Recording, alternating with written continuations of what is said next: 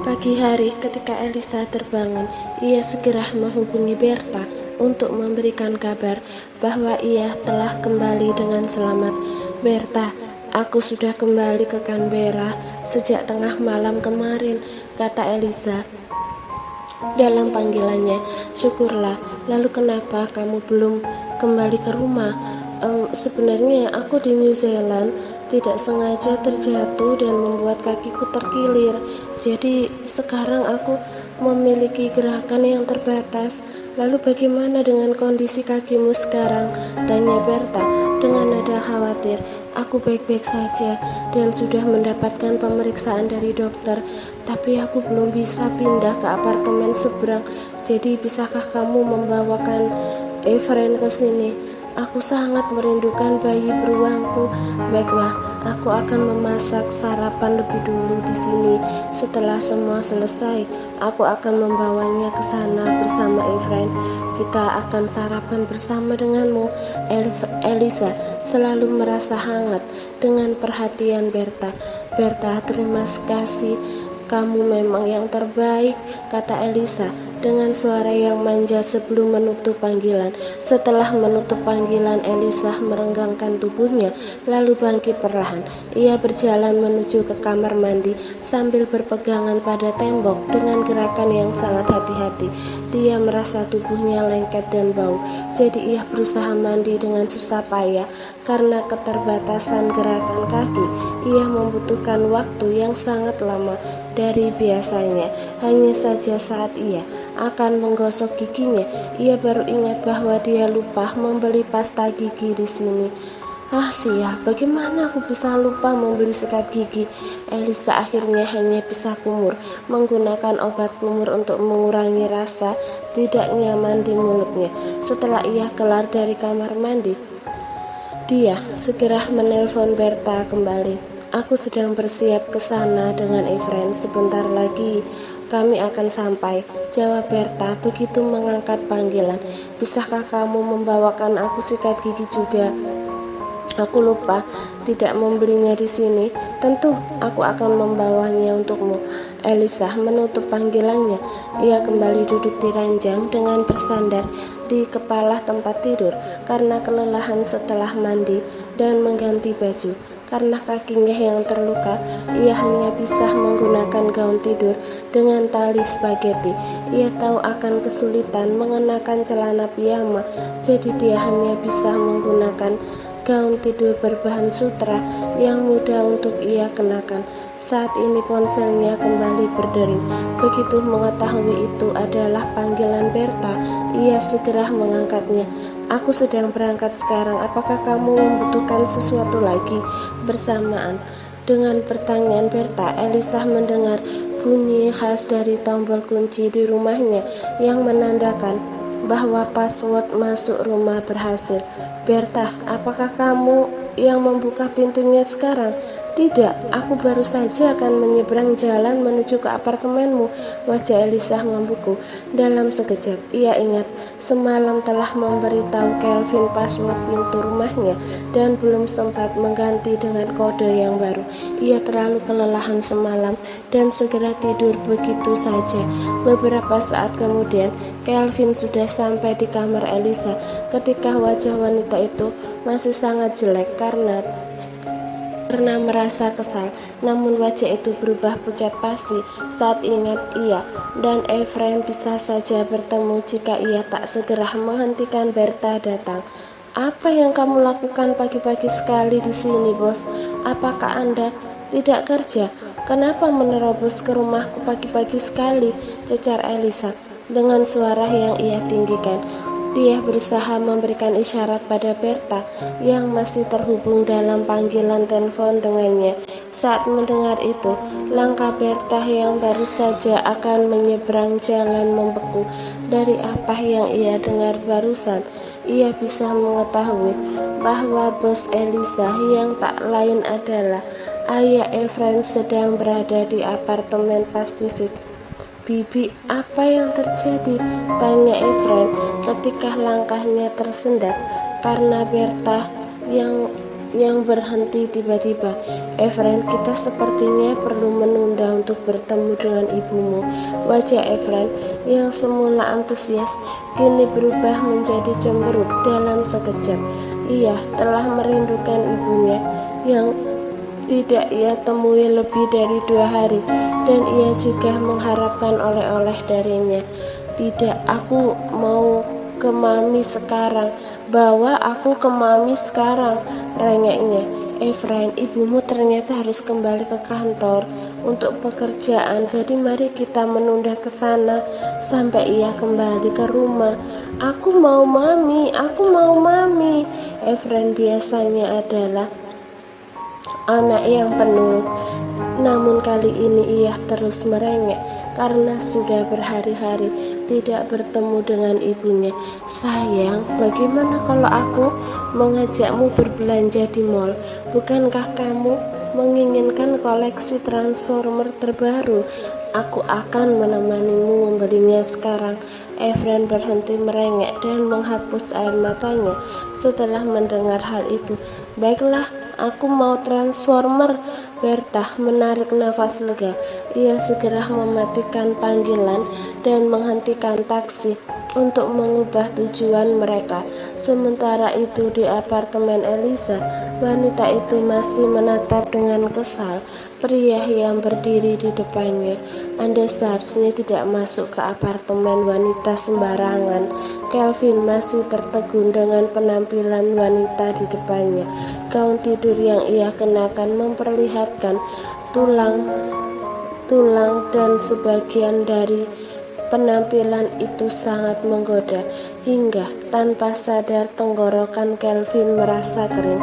Sadar arah tatapan Kelvin, wanita yang masih duduk bersandar di ranjang itu segera menarik selimut ke atas tubuhnya.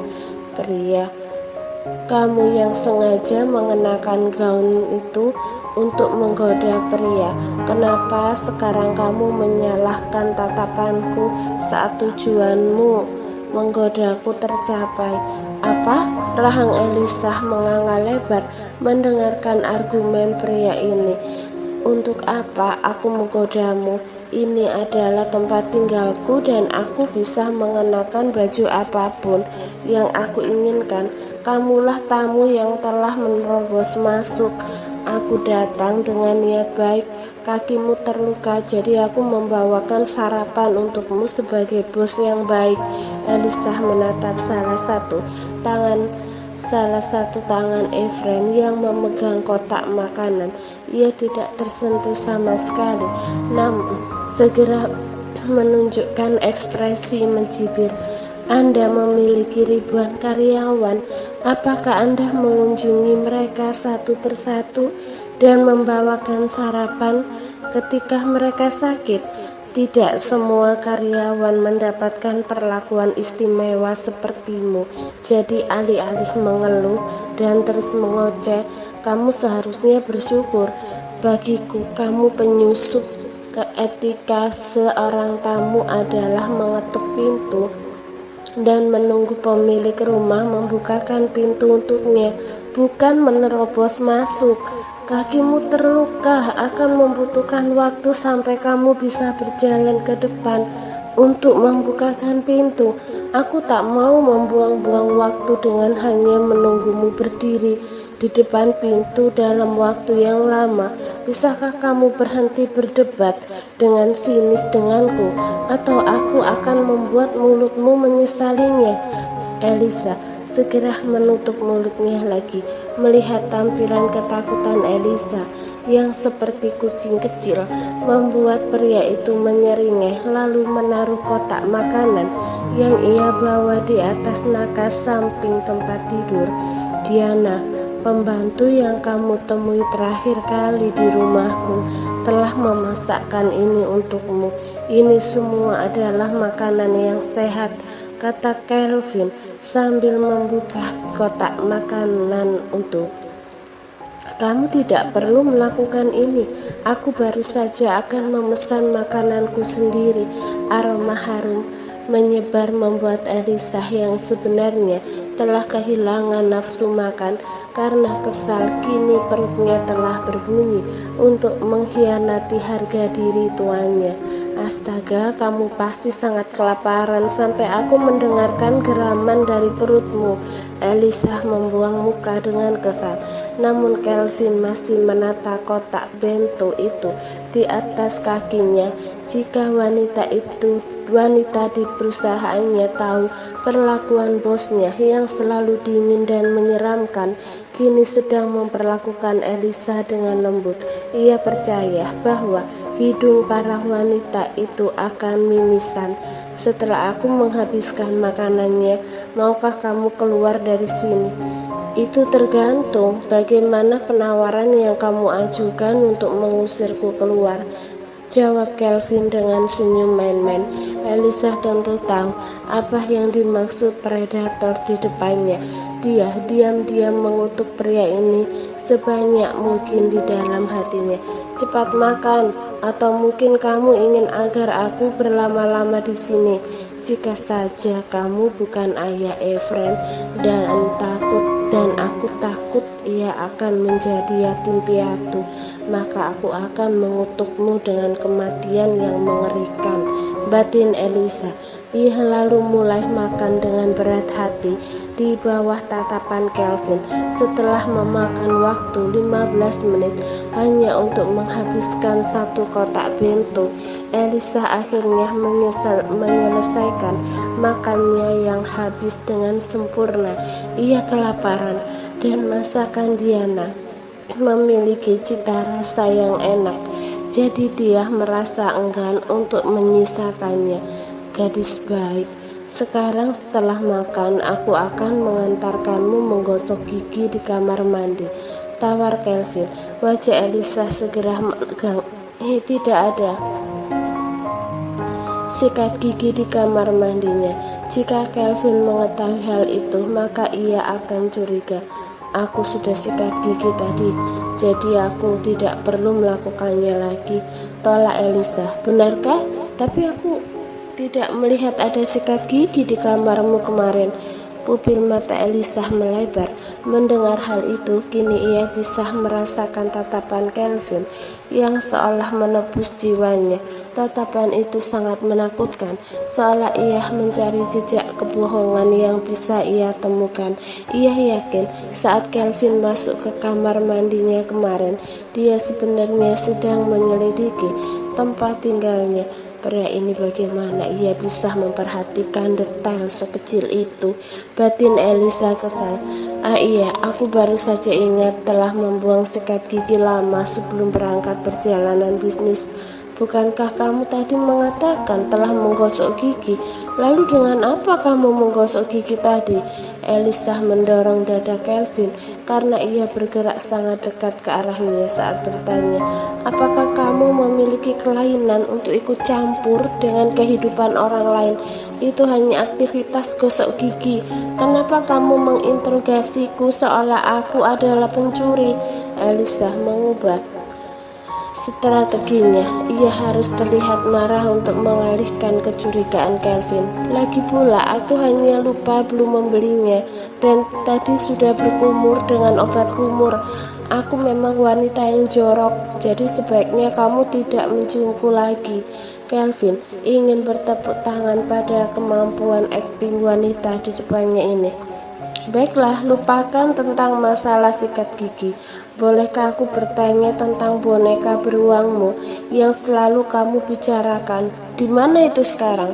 Ekspresi kesal di wajah Elisa runtuh dalam sekejap, dan ronah wajahnya terdistorsi begitu menyadari betapa teliti pria di depannya. Kelvin mendekatkan wajahnya ke arah Elisa. Kamu sebenarnya tidak tinggal di sini, bukan? Apa sebenarnya yang telah kamu sembunyikan sampai membuat tempat tinggal palsu? Tanya Kelvin curiga. Zach sudah mencari semua informasi Elisa di luar negeri, namun mereka hanya menemukan informasi dasar saja, sementara yang lainnya sengaja disembunyikan dengan sempurna.